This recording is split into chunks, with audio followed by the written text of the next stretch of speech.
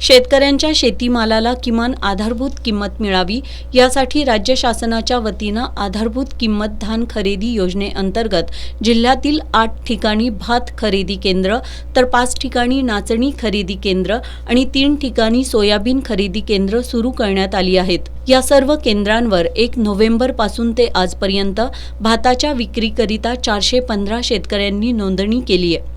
तर नाचणीच्या विक्रीकरिता 67 शेतकऱ्यांनी आणि सोयाबीनच्या विक्रीकरिता 20 शेतकऱ्यांनी नोंदणी केली आहे, अशी माहिती दी महाराष्ट्र स्टेट कोऑपरेटिव्ह मार्केटिंग फेडरेशनचे जिल्हा मार्केटिंग अधिकारी गजानन मगरे यांनी दिली आहे। कोल्हापूर जिल्ह्यात शेतकऱ्यांना आधारभूत दर मिळावा म्हणून मार्केटिंग फेडरेशनच्या वतीने जिल्ह्यामध्ये 8 धान खरेदी केंद्र तसेच 5 रागी खरेदी केंद्र सुरू करण्यात आले आहेत। तसेच सोयाबीनसाठी 3 खरेदी केंद्र सुरू करण्यात आलेले आहेत। शेतकऱ्यांनी नोंदणीसाठी चालू वर्षाचा 7/12 आधार आणि बँक पासबुक देऊन जवळच्या खरेदी केंद्रावर नोंदणी करावी। तसेच आज अखेर शेतकऱ्यांचा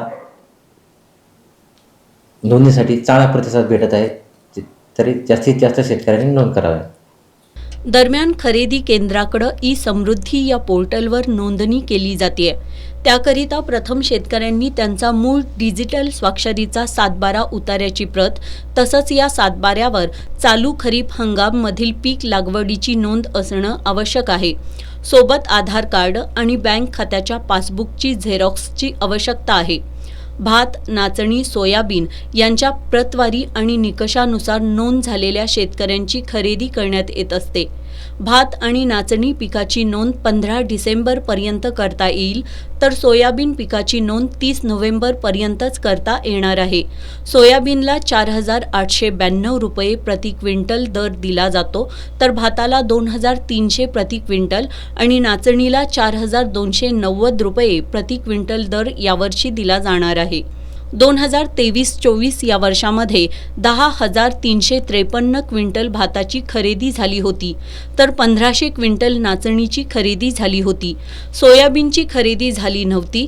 यावर्षी अधिकाधिक शेतकऱ्यांनी खरेदी केंद्राकडे नोंदणी करावी याकरिता तालुका कृषी अधिकारी यांच्या माध्यमातून शेतकऱ्यांमध्ये जनजागृती करण्यात येत असल्याचं जिल्हा मार्केटिंग अधिकारी मगरे यांनी सांगितलंय।